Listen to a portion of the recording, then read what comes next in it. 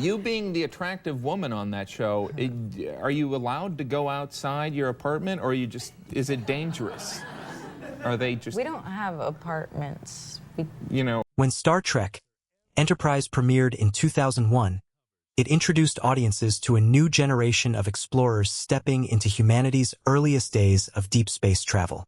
The series carried the enormous responsibility of continuing one of television's most beloved science fiction franchises. And with that came tremendous pressure on every member of the cast. Yet among the entire ensemble, one actress quickly stood out above the rest. Her calm, commanding presence, striking screen charisma, and unforgettable portrayal of the Vulcan officer T'Pol transformed her into the breakout star of the series almost overnight. For millions of viewers, Jolene Blalock became one of the defining faces of early 2000 science fiction.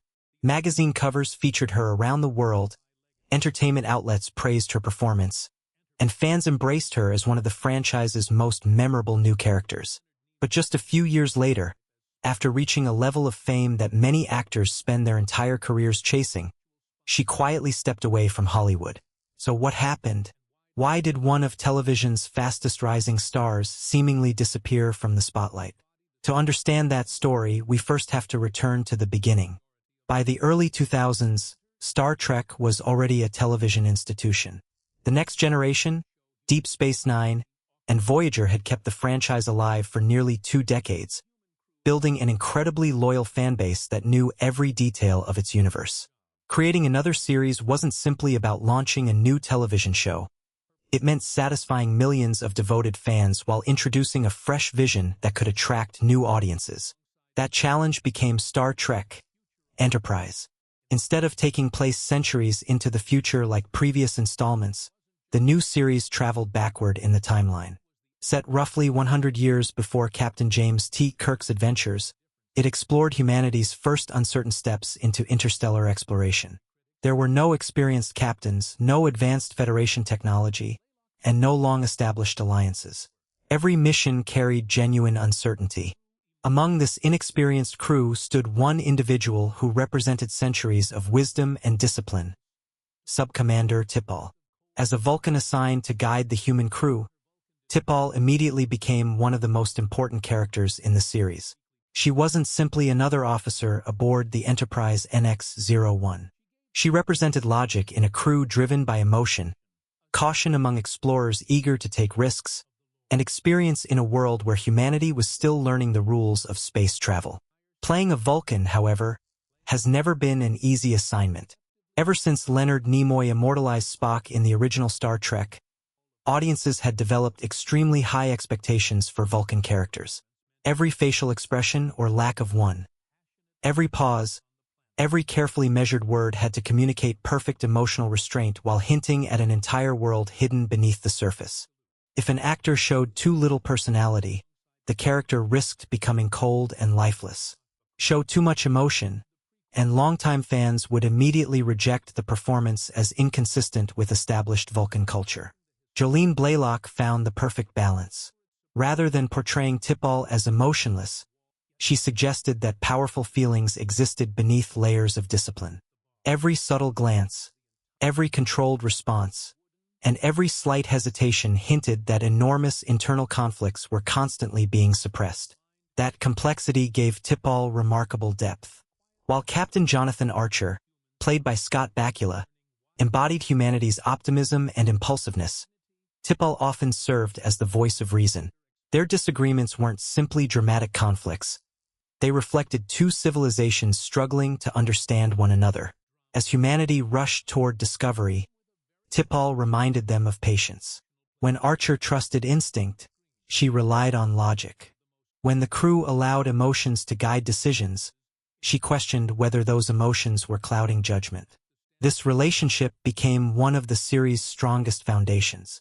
Instead of presenting Vulcans as distant observers, Enterprise explored how difficult cooperation between humans and Vulcans truly was during the earliest years before the Federation existed. Viewers responded enthusiastically. Critics praised Blalock's performance for bringing intelligence and emotional nuance to a role that could easily have become one-dimensional. She received multiple award nominations and earned recognition within the science fiction community as one of television's standout performers. Many fans considered T'Pol the heart of the series. Yet while audiences admired her acting, the studio had very different ideas about how to market its newest star. During the early 2000s, television executives believed attracting younger audiences required aggressive marketing centered on physical appearance. Instead of focusing primarily on Blalock's acting abilities, promotional campaigns increasingly highlighted her image as a glamorous celebrity. She appeared on the covers of magazines such as Maxim, FHM, and Stuff, becoming a regular fixture on lists celebrating Hollywood's most attractive women. Although this publicity dramatically increased her visibility, it also created an image that often overshadowed the work she was doing as an actress. That same philosophy soon extended onto the television screen. Unlike the practical Starfleet uniforms worn by many of her co-stars, T'Pol frequently appeared in custom-designed, form-fitting catsuits that quickly became one of the most controversial costume choices in modern Star Trek history. Then came the infamous decontamination chamber scenes. After returning from alien worlds, crew members were required to undergo medical decontamination procedures involving antibacterial gel applied directly onto exposed skin. Although the scenes were explained as routine medical protocol within the story, the presentation made their true purpose obvious. Slow camera movements, soft lighting, lingering close-up shots. Many viewers, and eventually many cast members, felt these sequences existed less for storytelling and more for visual appeal. As the seasons continued, similar scenes involving massages, physical intimacy, and increasingly revealing costumes sparked ongoing debate among fans. Some believed they distracted from the series' strengths, while others argued they reflected broader television trends of the era. Behind the scenes, Jolene Blalock reportedly had mixed feelings about this direction. She remained deeply committed to playing T'Pol and frequently spoke about how much she appreciated the character's intelligence, discipline, and emotional complexity. However, she also expressed disappointment whenever storylines relied too heavily on sexuality instead of meaningful character development. In various interviews, she suggested that T'Pol's greatest strengths were never her appearance. They were her intelligence, her loyalty, her quiet strength, and the difficult emotional journey she experienced while learning to understand humanity. Fortunately, those qualities ultimately defined the character far more than any controversial costume ever could. Throughout 4 seasons, T'Pol evolved into one of the franchise's richest characters. Her struggles with Vulcan traditions, her complicated relationships with the Enterprise crew, and her battle to reconcile logic with deeply buried emotions created one of the most compelling arcs in the series. Whether confronting prejudice, addiction, personal loss, or impossible moral decisions, Blalock consistently elevated the material through subtle, disciplined performances that earned lasting respect from longtime fans. By the 4th season, she had become far more than simply another cast member. She was widely recognized as one of Enterprise's greatest strengths. Ironically, just as both the series and her character were reaching new creative heights, trouble was already brewing behind the scenes. Ratings had begun to decline. Network executives grew increasingly anxious. Creative disagreements intensified, and before long, the future of Star Trek, Enterprise itself would be placed in serious jeopardy. For Jolene Blalock, the end of the series would mark the beginning of an entirely new chapter, one that few fans saw coming. Instead of chasing even greater Hollywood fame, she would make a decision that surprised nearly everyone who had followed her remarkable rise. That unexpected choice would ultimately redefine both her career and her life. When Star Trek Enterprise was canceled in 2005 after 4 seasons, many expected Jolene Blalock to do what countless television stars have done before: immediately jump into another long-running series. She had become one of science fiction's most recognizable actresses, and studios undoubtedly knew audiences associated her with one of television's biggest franchises. But instead of aggressively pursuing the next leading role, Blalock surprised both Hollywood and her fans. She quietly stepped away. That decision wasn't made out of bitterness toward acting itself. Rather, it reflected how she viewed the entertainment industry after 4 demanding years. Throughout Enterprise, She had worked tirelessly to give T'Pol emotional depth, often pushing against storylines she believed focused too heavily on appearance instead of character. While she remained proud of the work she had done, she wasn't interested in spending the rest of her career being offered similar roles built around the same image. Another major factor came during the show's final season. Like many devoted Star Trek fans, Blalock cared deeply about the franchise and wanted Enterprise to receive the ending its cast and audience deserved. Unfortunately, the series finale, These Are the Voyages, remains one of the most controversial episodes in Star Trek history.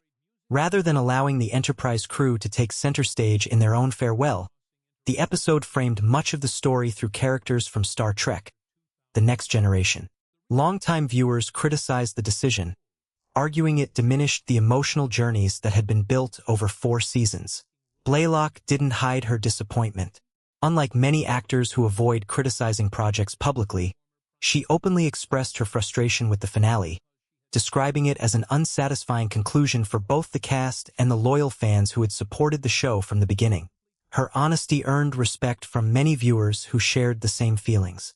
Once filming wrapped, she made a conscious choice not to chase Hollywood's non-stop cycle of auditions, publicity events, and networking. Instead, she focused on something far more important to her: building a life outside the entertainment industry. That transition had actually begun several years earlier. In 2003, while Enterprise was still airing, Blalock married music executive Michael Rapino. Their relationship quickly became one of the strongest foundations in her personal life. As Rapino's career continued to rise, eventually becoming chief executive officer of Live Nation Entertainment, the couple established a stable and private family life that existed far away from the constant attention of Hollywood. Together, they raised 3 sons while keeping their personal lives remarkably private. Unlike many celebrity families, they rarely sought media attention or appeared regularly at high-profile entertainment events. Instead, Blalock dedicated much of her time to raising her children and supporting charitable causes alongside her husband. That financial security also gave her something few actors ever experience: complete freedom. She no longer needed to accept roles simply because they paid well. If a script genuinely interested her, she could accept it. If it didn't, she could comfortably walk away. That freedom allowed her acting career to evolve on her own terms. Although many fans assumed she had retired immediately after Enterprise, her filmography tells a different story. She continued appearing in carefully selected television and film projects over the following years. Science fiction fans were delighted to see her join another iconic franchise when she appeared in Stargate SG-1 as Ishta, the courageous leader of a group of female Jaffa warriors fighting for their independence. The role showcased a very different side of her acting, allowing her to portray a strong military leader without the emotional restraint required of a Vulcan. She also guest-starred in several popular television series, including CSI Miami and House MD, demonstrating that she could move comfortably beyond science fiction into mainstream dramatic television. Fantasy audiences later discovered her in Legend of the Seeker, where she played the powerful sorceress sister Nikki. Her calm authority and commanding screen presence once again made her one of the show's memorable supporting characters. Blalock even displayed a surprising sense of humor by appearing as an exaggerated version of herself in the comedy series 10 Items or Less, proving she didn't take her celebrity status too seriously.